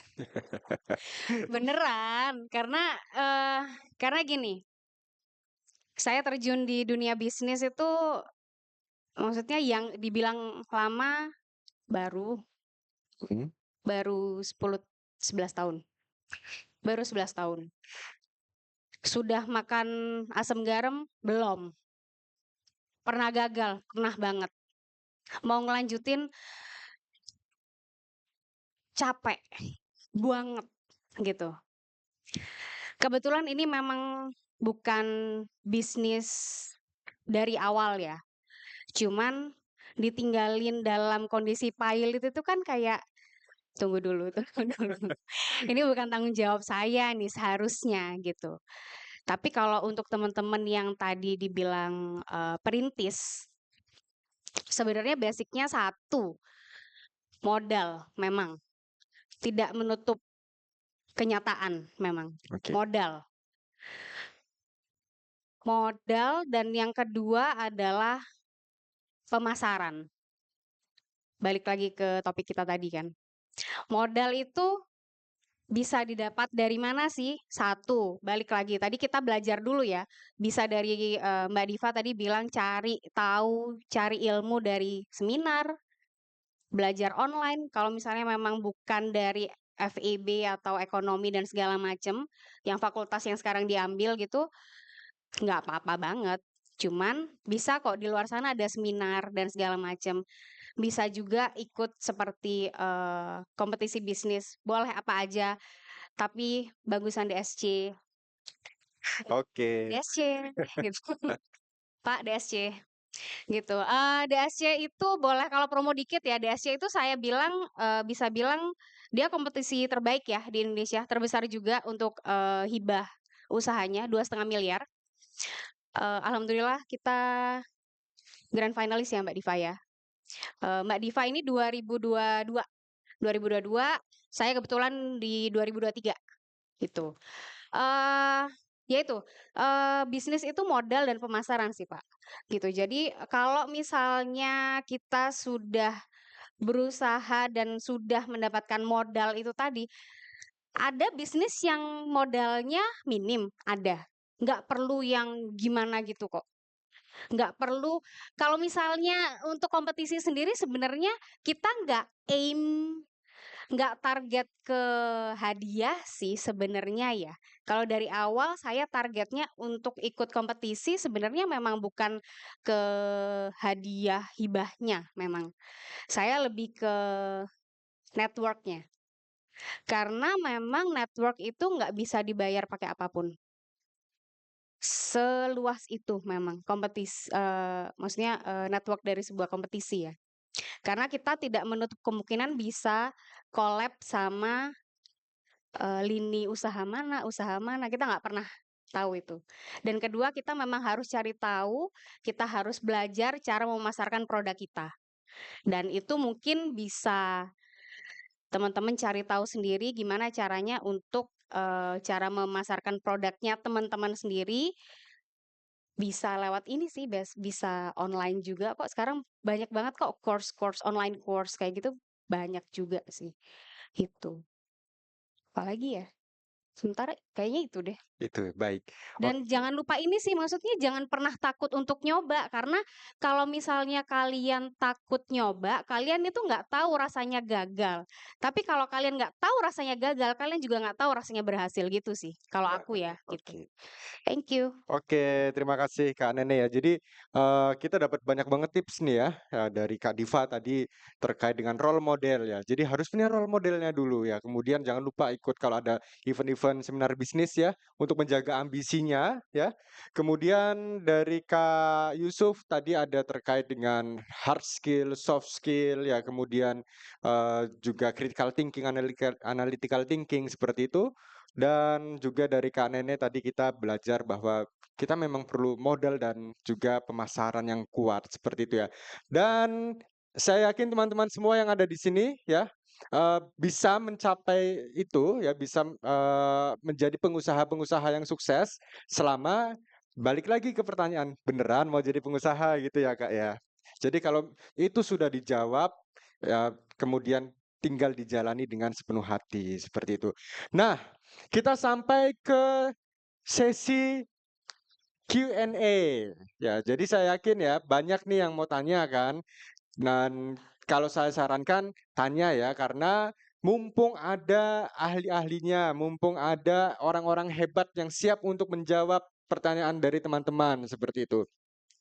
Kita sediakan untuk 4 penanya, tapi Biasanya nih kalau di kelas ya, kalau lagi sesi seminar, tanya. Pertanyaan pertama adalah, kedua, ketiga, keempat. Jadi satu orang bisa borong pertanyaan tuh ya. Nah, nanti minta tolong untuk pertanyaannya satu orang satu saja ya. Kemudian bisa minta tolong disebutkan kepada siapa atau mungkin kalau secara umum bisa dilempar kepada semuanya seperti itu ya. Dan jangan lupa sebutkan nama kalian dari mana. Mungkin juga bisa disebutkan sudah punya usaha atau belum atau baru akan memulai seperti itu ya. Nah, langsung saja kita mulai sesi Q&A. Silahkan mengangkat tangannya. Wow, luar biasa ya. Gimana nih pemilihnya? Mungkin kita hitung dulu ya. Kita hitung sampai 3 ya. Mungkin nanti Kak Yusuf boleh pilih satu, Kak Nenek pilih satu, Kak Diva satu, saya satu seperti itu ya. Supaya nanti mata kita rata gitu ya. Oke ya. Turun dulu Mas. 1, 2, 3. Oke, saya sudah dapat 1. Kak Diva dapat, Kak Nenek, Kak Yusuf sudah dapat? Oke, udah Oke, dapat. baik. Dari Kak Yusuf dulu yang mana, Kak? Oke, saya pilih Mas yang di sini. Yang pakai baju batik ya? Yang pakai baju Oke. batik. Oke, baik. Silakan. Langsung Boleh ke depan aja, Mas. Oke, ke oke, ke depan aja. depan. Kak Nenek mungkin supaya tidak lupa nanti, Kak. Yang tadi. Saya boleh yang bawa laptop deh. Wah, pilihan kita sama, Kak. Oke, ya nanti habis setelah ini nanti yang Mas yang bawa laptop ya, Kak Diva. Aku pilih kakak yang pakai baju warna apa itu? Abu-abu ya? Abu-abu muda. Nah, Oke, ya. Kalau saya yang dari tadi ngangkat yang berkerudung hitam, Mbak pakai baju batik. Oke, silakan untuk dipersiapkan dulu pertanyaannya ya. Silakan, Mas. Cek cek. Oke. Indonesia negara hukum, rakyatnya harus patuh. Assalamualaikum warahmatullahi wabarakatuh. Waalaikumsalam warahmatullahi wabarakatuh. Nah, Baik, gitu. perkenalkan nama saya Muhammad Syafatur Rahmandani. Saya berasal dari Fakultas Ekonomi dan Bisnis dan jurusan saya jurusan akuntansi. Ah, saya alhamdulillah dengan rekan-rekan sudah berkolaborasi dan menciptakan sebuah bisnis dan alhamdulillah bisnisnya sekarang juga sudah mulai berjalan dan untuk waktunya sendiri sekitar kurang lebih 1 tahunan. Eh, dan bisnis saya ini bergerak di bidang industri makanan dan minuman. Produknya adalah teh dan kopi seperti itu. Saya izin bertanya sebenarnya terkait tim ya. Jadi sebenarnya saya juga sudah berkolaborasi dengan tim yang berbeda background dan mungkin ini menjadi masalah yang sering terjadi ya di berbagai macam bisnis di mana selalu terjadi yang namanya konflik, baik itu konflik yang bersifat nggak terlalu luas maupun yang sampai luas sekali seperti itu. Jadi yang paling ingin saya tanyakan adalah bagaimana cara kita, apalagi sebagai seorang ownernya, sebagai seorang yang salah satu foundernya itu mengatasi masalah tersebut seperti itu. Karena memang ini menjadi masalah yang sebenarnya krusial gitu untuk keberlanjutan dari perusahaan. Dan saya juga izin tanya terkait ini sebenarnya status bisnis. Eh, Sebenarnya waktu yang paling tepat untuk kita itu menaikkan status bisnis kita dari yang namanya UMKM menjadi CV ataupun PT itu seperti apa? Mungkin itu yang ingin saya tanyakan. Terima kasih. Terima kasih, baik ya. Pertanyaannya bagus sekali ya, masalah konflik ya. Kemudian terkait bagaimana meningkatkan status bisnis. Mungkin kita jawab dulu ya. Boleh. Oke, mungkin dari Kak Yusuf. Oke, boleh. Ini berjenjang nanti ya, Kak. Soalnya Oke, pengalaman harus berbicara ini, Kak. betul, Ini. betul. Kalau dari saya, tadi Mas siapa namanya? Siap. Syafaatun. Mas Syafaatun ini foundernya berarti ya? Oke, oke. Menanggapi pertanyaannya keren, terkait dengan konflik. Pasti kalau kita berkolaborasi, apalagi timnya adalah anak muda-muda, egonya tinggi-tinggi, ambisinya tinggi-tinggi. Yang satu cita-citanya pengen bisnisnya ke arah A, yang satu cita-citanya pengen ke arah B. Kalau disatuin karena energinya terlalu besar, jadi konflik, bentrok gitu. Nah, kalau dari saya sendiri, saya kembalikan lagi kepada founder. Bagaimana founder ini punya kemampuan leadership untuk menangani konflik seperti itu. Kalau tingkat konfliknya masih bisa dikomunikasikan dan tidak mengganggu bisnis, sesegera mungkin diatasi. Tapi kalau konfliknya itu mungkin sifatnya adalah kaitannya dengan manajemen, tapi mau dikomunikasikan ke manajemen itu agak sanksi dan lain sebagainya. Coba cari teman partner bisnis yang lain, sharing melalui mungkin komunitas yang punya model bisnis yang sama, ataupun ke mentor, ataupun ke mungkin kalau masih kuliah ke bapak ibu dosennya. Karena yang sering saya hadapi juga ketika ada konflik internal mungkin, si A kinerjanya kurang bagus, tidak sesuai dengan SOP, kemudian, KPI-nya ketika kita evaluasi kinerjanya kurang bagus, ya kita harus komunikasi kepada, si A itu yang punya, kesalahan. Karena memang kamu setelah dievaluasi begini begini begini, kemudian kamu harus seperti ini dan lain sebagainya. Tapi kalau kamu misalkan, 2 bulan, 3 bulan, 5 bulan dan beberapa waktu itu tidak ada progres, ya kamu harus punya, apa istilahnya, keputusan. Apakah kamu ingin tetap berpartner dengan dia ataukah kamu ingin mencari orang lain untuk menggantikan posisi dia. Itu kembali lagi kepada kemampuan leadership kamu, bagaimana kamu bisa mengukur, kemampuan dari masing-masing timmu. Tapi kalau kaitannya dengan manajemen, misalkan, SOP-ku ini, kurang bagus, kira-kira SOP seperti apa sih untuk kelas UMKM? Kamu tanya ke rekan, business owner yang lain, sharing. Karena sesama business owner itu punya permasalahan yang beda-beda, tapi kurang lebih hampir sama skemanya. Ya mungkin tentang manajemen, kemudian tentang, karyawan dan lain sebagainya. Yang ada beberapa persoalan itu kadang tidak harus di-share ke timnya, tapi kita harus sharing ke sesama business owner karena punya, permasalahan yang, kurang lebih hampir sama. Nah itu, coba carilah komunitas-komunitas, carilah, rekan bisnis, owner yang, satu model bisnisnya sama, biar kalian bisa sharing. Istilahnya kamu kalau mendaki gunung ke atas itu nggak sendirian, ada temennya, jadi nggak kesepian-kesepian banget gitu loh. Bisnis kalau kita sendiri yang handle, kita yang jalanin, semuanya kita itu bakalan bosen dan bakalan, boring kayak gitu. Terus pertanyaan yang kedua terkait status usaha. Gimana sih caranya kita, mungkin melegalkan usaha kita, di posisi seperti apa sih? Aku kembalikan lagi kepada tim, kamu ya, Mas, ya, dari Rotaka tadi ya. Rotaka ini kalau dilihat dari tangga bisnis, dia masuk starting kah? Dia masuk profiting kah? Dia masuk systemizing? Apakah dia masuk ke multiplying atau investing? Kalau kamu masih di starting, starting itu kalau saran saya 80% itu kalian harus effort ke bagaimana caranya kalian harus menguasai pasar. Kalau kalian sudah melakukan legalitas dan lain sebagainya, itu boleh-boleh saja, sah-sah saja sih sebenarnya. Untuk mungkin nanti, kalau ada stakeholder, membangun trust dengan stakeholder. Kalau kalian sudah punya badan, PT, CV, legalitas yang lain, itu akan menimbulkan, building trust tersendiri kepada stakeholder, itu sah-sah saja. Tapi dilihat dulu dari secara tangga bisnis, kalian itu masuk tangga bisnis yang mana. Kalau masih di starting, ya legalitas boleh, tapi, kalian juga harus berusaha keras, effort lebih untuk menaik ke, tangga bisnis yang selanjutnya, ke profiting, systemizing dan lain sebagainya. Seperti itu dari saya. Terima kasih. Oke, makasih banget Kak Yusuf. Mungkin dari Kak Nenek atau Kalau Kak Diva? Nenek boleh jawab yang tim mungkin. Silakan, saya jawab yang nomor 2. Paling Oke, boleh. pengalaman. Dari Kak Nenek.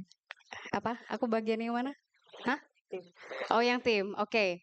Kalau tim, singkat aja sih. Kalau aku, yang terjadi di lapangan ya. Satu, tidak ada forum di dalam forum. Bisa dipahami? Tidak ada forum di dalam forum. Satu masalah diselesaikan satu tim. Harus. Gitu. Kedua, Kalau misalnya ada satu tim yang merasa ketinggalan atau tertinggal, tanyain, masih mau belajar atau enggak? Masih mau bareng atau enggak? Kalau enggak, tinggal. Oke. Yang ketiga, tergantung konfliknya apa dulu. Kalau fraud, cut. Simple. Itu aja. Thank you. Oke. Oke, nah Terima aku kasih Kak Nenek. lanjut ke pertanyaan kedua ya Kak Syafaatul. Jadi gini, gampangnya tuh CV kita kapan sih mau me-CV-kan atau mem-PT-kan? Itu tergantung kapasitas. Karena gini, kalau CV itu kayak kita pakai baju baru. Kalau PT itu kita kayak punya anak. Karena PT sama kita itu beda entitas. Jadi misalnya PT A gitu ya, bisnisnya kita dibikin jadi PT A. Itu udah beda orang ibaratnya. Jadi kita kayak punya anak, kita namain PT itu. Jadi semua tanggung jawab dan segala macam sudah beda. Jadi ya paling kelihatan pajaknya ya, yang paling beda ya gitu ya untuk kapasitasnya. Nah kalau untuk CV itu kayak kita pakai baju baru aja. Jadi CV itu bukan jadi orang baru, tanggung jawabnya juga masih kita, wajahnya masih kita, cuman kita pakai baju baru aja. Oh, CV A gitu. Nah, simpelnya kayak gitu. Nah, kapasitasnya Mas Syafaatul itu ada di mana? Itu bisa disesuaikan karena balik lagi tadi Mas Yusuf udah jelasin panjang gitu ya. Thank you. Oke, terima kasih Kak Yusuf, Kak Nenek, dan Kak Diva. Jelas ya sudah ya, kasih tepuk tangan dulu untuk 3 narasumber kita. Baik, ya kita lanjut ke penanya selanjutnya, Mas yang tadi pegang laptop ya. Silakan nanti berkenalan dulu, langsung satu pertanyaan saja ya Mas ya. Assalamualaikum warahmatullahi wabarakatuh. Izin Bu Waalaikumsalam. Rohani, mungkin saya dosen Fakultas Ilmu Komputer. Aduh, mohon maaf. Nggak apa-apa, Karena mohon masih izin. terlihat seperti mahasiswa. Iya, sama mudanya lah insya Allah ya. Tapi posisinya saya sebagai founder bisnis, jadi saya tertarik sekali ikut DSC. Jadi Bu Rohani ketawa ini.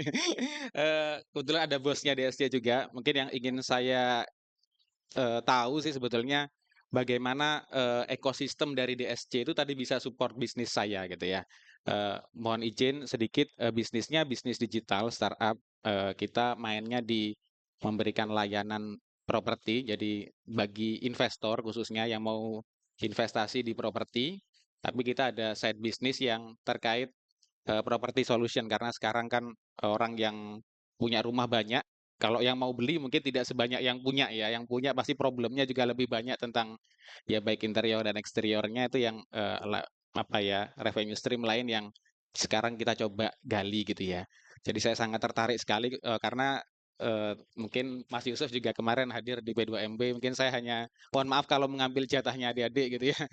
Satu gitu ya. Saya ingin tahu lebih detail karena di awal belum dijelaskan sebetulnya seperti apa nanti kita kalau ikut kegiatan ini gitu ya, benefit dari sisi ekosistemnya gitu ya, dan iya yang bisa support kita lah gitu. Ya, terima kasih. Mohon maaf kalau panjang.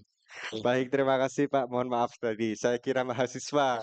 Masih seperti gini sih ya. Betul, Ya, betul. betul. Oke, terima kasih dengan Mungkin Pak Kak, siapa tadi ya? Pak Yuda. Pak Yuda. Oke, Baik. Pak Yuda, aku membantu untuk pertanyaannya. Jadi pertanyaannya sangat DSC sekali ya, Pak.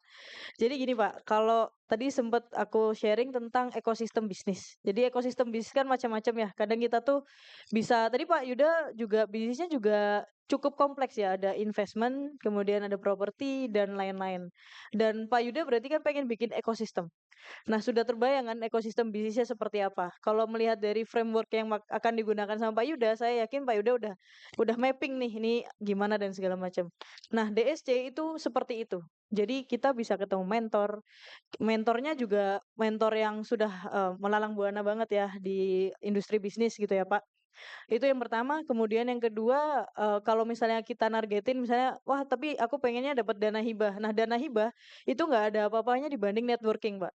Karena misalnya nih, Pak Yuda tadi sempat ada berkaitan dengan investment. Jujur di DSC itu ketemu sangat banyak investor.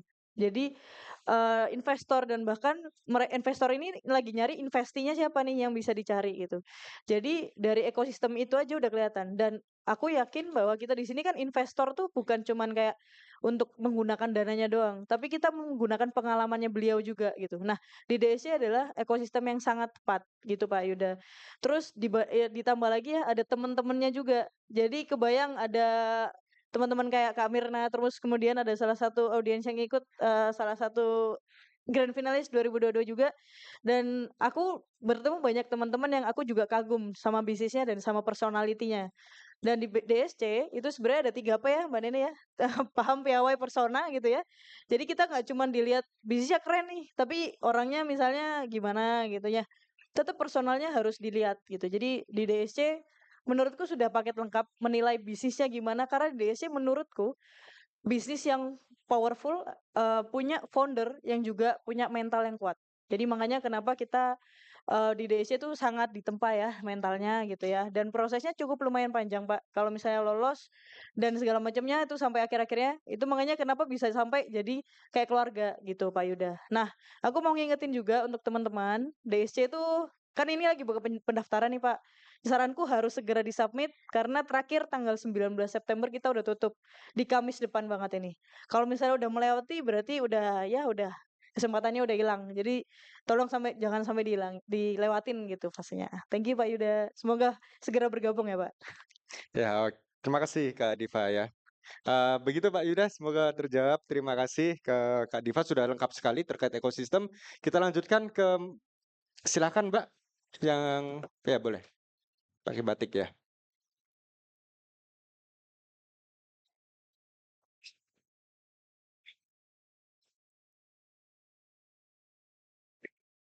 Baik, terima kasih atas kesempatannya. Izinkan saya memperkenalkan diri.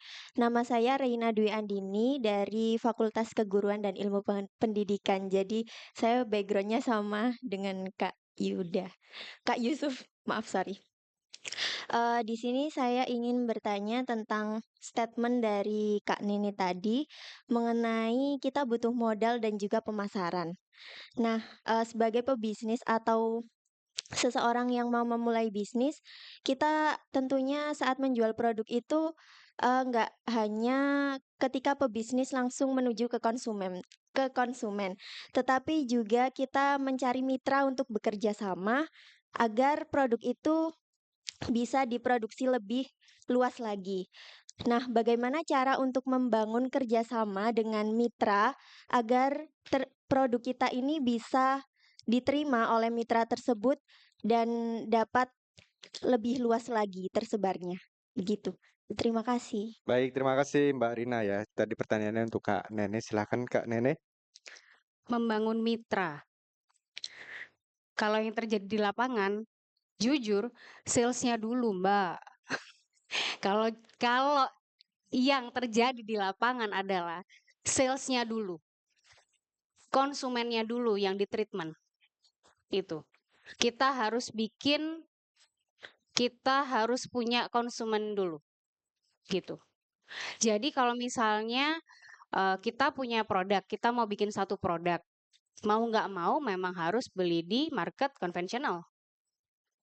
Apapun itu, mau di grosir, mau di apa, ya memang harus beli di situ. Kalau konsumen kita sudah besar, sudah masif, baru kita nanti bisa bikin mitra untuk supplier, seperti itu. Tapi kalau belum apa-apa kita, Mbak, Bu, saya mau dong kerja sama Ibu. Anda siapa? Gitu pasti jawabannya. Market Anda berapa? Revenue Anda berapa? Pasti ditanya gitu. Pasti nggak akan ditoleh. Kita harus pasang badan dulu, Mbak. Makanya habis modal, selesai kita mikir modal, udah produksi nih. Kita harus pinter-pinter memasarkan produk kita. Itu dulu aja. Nanti baru mikir supplier yang murah di mana ya? Gitu. Karena selain surfboards ini, saya ada beberapa bisnis lainnya, nggak gede juga. Saya masih beli di conventional market gitu kok. Nggak beli yang supplier gede, nggak bisa soalnya. Gitu. Karena market saya memang nggak terlalu yang nggak produksi tiap hari. Saya nggak produksi tiap hari, gitu. By mood, karena baking, gitu. Jadi nggak apa-apa. Maksudnya kalau kita balik akhirnya nyambung ke pasang ngitung HPP sama harga jual kan akhirnya. Harga jual mau dipasang harga berapapun terserah penjualnya memang. Ada kok marketnya gitu. Karena produk kita memang nggak buat semua orang memang gitu. Ada yang cocok sama harga ini, harga ada yang cocok sama harga itu gitu. Jadi nggak apa-apa. Jadi jangan mikir supplier dulu, ntar dulu itu. Pasang market dulu, cari market dulu gitu. Thank you. Oke, luar biasa Kak Nene ya. Jadi ibaratnya harus punya portofolio dulu, harus terjual dulu, buktikan dulu, baru nanti orang-orang akan datang. Seperti itu ya. Usah dicari pasti akan Malah ngambil kita datang. aja. Baik, baik. Terima kasih Kak Nene ya. Semoga terjawab Kak Rina ya. Yang terakhir, ya silahkan.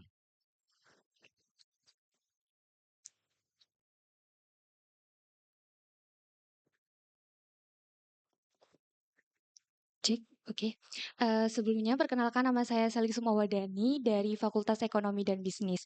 Oke, di sini mungkin saya akan tanya kepada Kak Diva.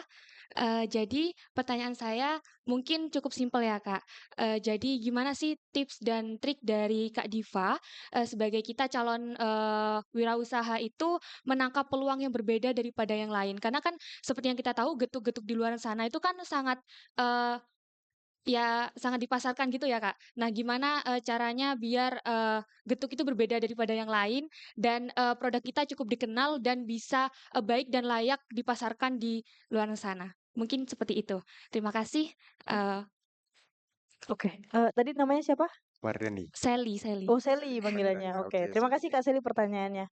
Oke, pertanyaannya nih hampir setiap ketemu sama orang tuh selalu ditanyain ya gimana caranya bisa bikin produk yang berbeda atau produk yang unik gitu ya. Nah, jawabannya sebenarnya simpel sih Kak Sally. Jadi gini, kalau misalnya kita tuh kan punya approach atau punya personal story yang beda-beda ya. Dan aku mau sharing sama teman-teman setelah role model tadi, kita baiknya melihat personal story-nya kita. Perjalanan personalnya kita gimana. Jadi misalnya kayak tadi aku ada perjalanan, aku liatin para petani singkong, kemudian ada kekurangan dan segala macam. Aku angkat dari situ. Dan kebetulan aku klik di situ karena basic keluargaku juga bisnis makanan ya. Jadi dari ibu, dari kakak itu semuanya bisnis makanan. Nah, ketika ada ekosistem yang mendukung, aku jualin kayak Mas Yusuf. Jadi aku rebranding. Ibaratnya getuk ini diapain ya? Nggak mungkin orang makan getuk, getuk doang gitu. Getuk pakai kelapa ya sama aja kayak di pinggiran. Bedanya apa? Nah, saat itu kita juga sebagai Gen Z selayaknya kita yang paling peka sama tren. Kita harus bisa riding the wave. Saat itu 2018, teman-teman di sini mungkin ngerasain em, ada kue-kue artis, oleh-oleh artis gitu ya, tiba-tiba merajalela di mana-mana gitu. Nah, Oh My God tuh hadir dengan kita nebeng. Kita nebeng aja kayak, jadi seolah-olah, oh ini oleh-olehnya artis. Terus ditanya, pernah banyak banget ke toko gitu, ibu-ibu, Mbak ini artisnya siapa ya? Nggak ada Bu, artisnya saya, gitu. Jadi bisa pinter-pinter riding the wave. Cuman emang kalau misalnya bisnis-bisnis seperti ini, hati-hati lagi. Karena kalau kita nggak strong sama personal story-nya kita, atau kita nggak kuat secara apa ya perjalanan personalnya kita, misalnya kita kayak di lingkungan yang, oke aku kayak tadi Pak Yuda ada bisnis digital, bidang produk digital, terus kemudian investment dan segala macam, karena mungkin ekosistemnya sudah ada. Pak Yuda udah mengenal itu. Nah Kak Sally apa nih? Bisa juga misalnya aku sukanya bikin F&B Kak, aku bikin cake kayak Kak Nene. Kak Nene bikin cake terus loh sampai sekarang. Tergantung mood, tapi moodnya bisa tiap hari gitu kan. Nah, itu bisa jadi penghasilan. Sebenarnya simpelnya bisnis itu adalah ketika kita bisa menjalani itu dengan kita tetap bisa ya kalau misalnya aku bisa nge-quotes ya dari salah satu mentorku Kak Tio Kopituku tadi, dia tuh bisa menjalankan bisnisnya secara balance. Jadi karyawannya happy, dianya happy, pelanggannya happy. Seperti itu. Nah, balik lagi gimana caranya menemukan yang beda adalah balik ke personal story. Karena ada satu cerita, aku kenal sama temanku, dia rambutnya tuh tebel, rambutnya tebel ya, cewek ya rambutnya tebel. Terus kalau orang Jawa kan ngomong tebel kan kandel ya. Nah, dia itu rambutnya kandel banget. Akhirnya dia bikin brand kandel. Sesimpel itu aja. Duh, itu terus tujuannya apa Kak? Bedanya apa? Bedanya dia punya cerita sendiri dan ketika itu dijual bagus juga. Ada juga salah satu di sini dia suka nyemil, tapi dia nggak mau nyemilnya tuh banyak kalorinya. Akhirnya dia bikin cake pisang sendiri dengan low kalori. Jadi itu yang bisa jadi pembeda, Kak Sally. Bener katanya Kak Nene, marketnya itu pasti akan ada aja. Seperti itu sih, kurang lebih. Thank you ya Kak Sally. Thank you banget Kak Diva untuk jawabannya ya. Luar biasa. Sekali lagi kita beri tepuk tangan untuk 3 narasumber kita. Baik. Baik teman-teman semua, ya karena memang waktu yang membatasi ya sehingga sesi talk show dan Q&A harus kita akhiri segera seperti itu ya. Saya jujur bingung kalau harus menyimpulkan karena semuanya daging ya. Jadi ilmu semuanya seperti itu. Jadi yang bisa saya sampaikan adalah bahwa semoga teman-teman semua bisa memaknai ya, mengambil pelajaran tentunya ya, dan juga bisa menjadi pengusaha-pengusaha yang hebat, yang sukses, yang berhasil, dan jangan lupa ikut DSC seperti itu ya Kak ya. Baik, sekali lagi saya ucapkan terima kasih kepada Kak Yusuf, Kak Nenek, Kak Diva. Saya sebagai moderator mohon maaf bila ada sesuatu yang kurang atau salah. Demikian saya undur diri sebagai moderator. Terima kasih. Wassalamualaikum warahmatullahi wabarakatuh. Selamat sore. Saya kembalikan ke MC. Oke, baik. Terima kasih ya Bapak Ankardiansyah Pandu Pradana SPMSI yang telah memandu acara talkshow yang begitu luar biasa. Untuk selanjutnya sebagai apresiasi kepada keempat penanya tadi yang sudah sangat antusias untuk berdiskusi dengan ketiga narasumber. Untuk yang pertama boleh kepada Kak Syafaatur maju ke depan. Ya, boleh. Untuk menerima giveaway yang diberikan oleh tim DSC.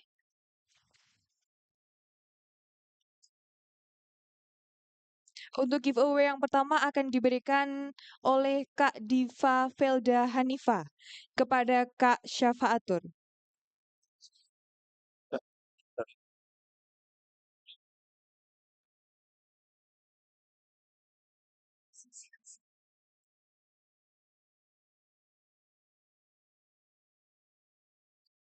Oke, boleh mungkin didokumentasikan terlebih dahulu ya. 3, 2, 1. Baik, untuk giveaway yang kedua akan diberikan oleh Kak Mirna Anissa kepada Kak Yuda.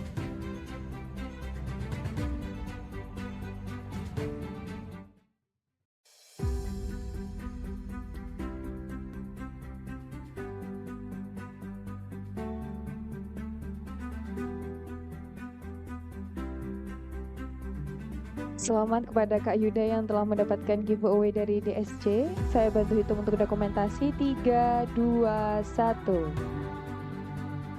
Kemudian untuk giveaway yang ketiga akan diberikan oleh Bapak Yusuf Yudhistira SPD MPD kepada Kak Reina.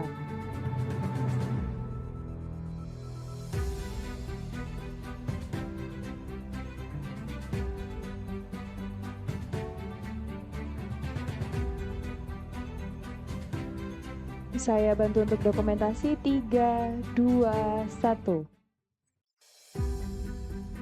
Kemudian untuk giveaway yang terakhir akan diberikan oleh Kak Mirna Anissa kepada Kak Sally.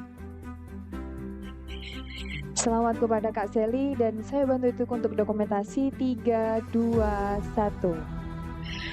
Kemudian kita foto bersama kepada narasumber dan juga para penanya yang sudah antusias bertanya pada talk show kali ini. Mohon untuk agak merapat.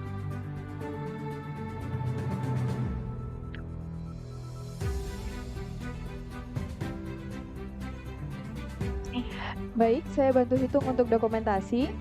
3, 2, 1. Boleh lagi dengan gaya yang lebih semangat mengepalkan tangan ke depan. 3, 2, 1. Oke, baik, disampaikan terima kasih kepada narasumber, boleh kembali ke tempat, dan juga kepada para penanya disilakan untuk kembali ke tempat.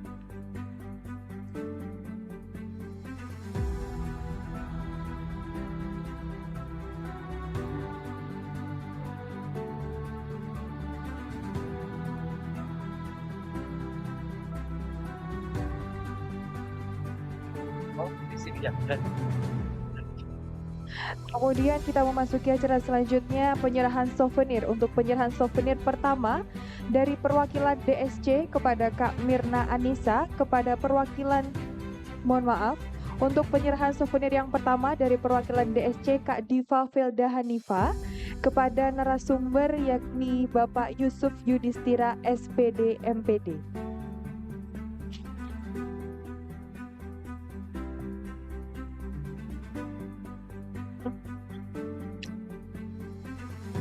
Tiga, dua, satu. Sekali lagi, 3, 2, 1. Disampaikan terima kasih.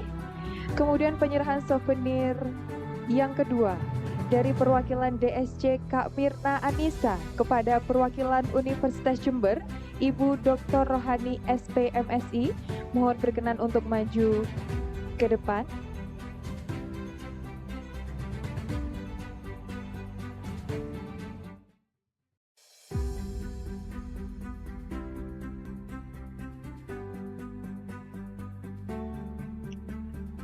Baik, saya bantu hitung untuk dokumentasi 3, 2, 1.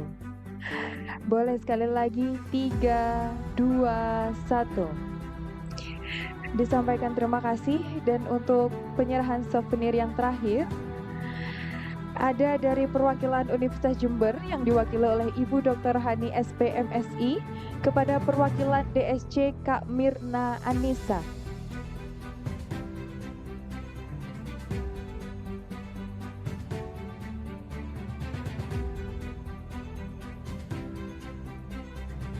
Berikut merupakan penyerahan souvenir dari perwakilan Universitas Jember kepada perwakilan DSC. Saya bantu hitung untuk dokumentasi 3, 2, 1.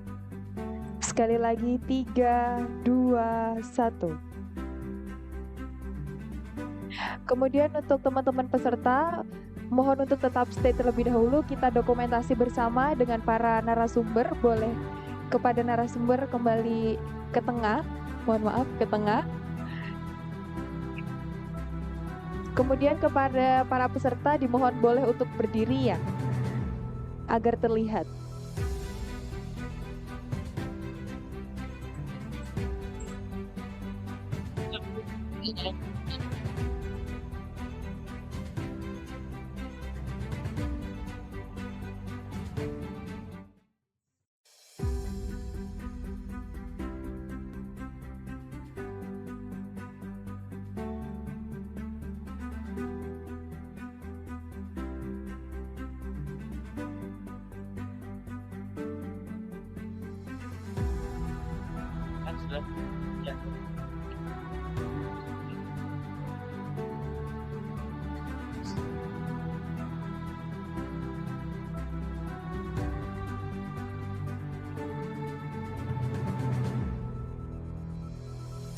Untuk para peserta boleh agak merapat ke tengah biar terlihat di frame-nya ya.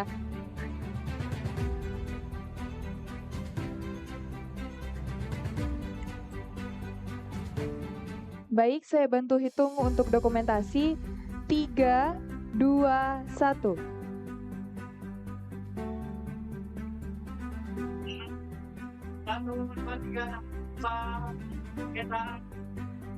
Oke, kita lanjut ya.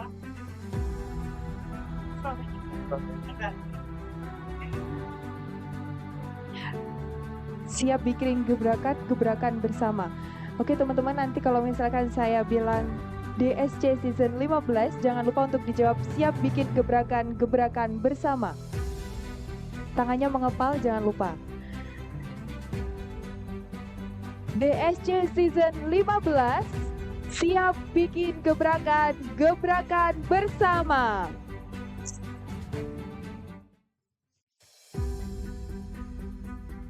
Disampaikan terima kasih kepada narasumber dan moderator, boleh kembali ke tempat, dan kepada para peserta disilakan untuk duduk kembali.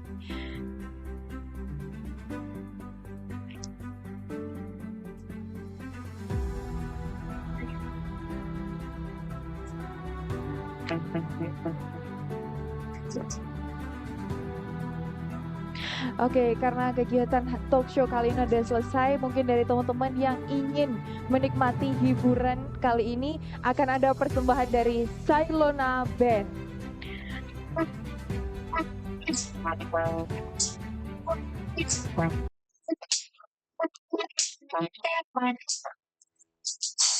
Baca pernah melihat, telinga pernah mendengar,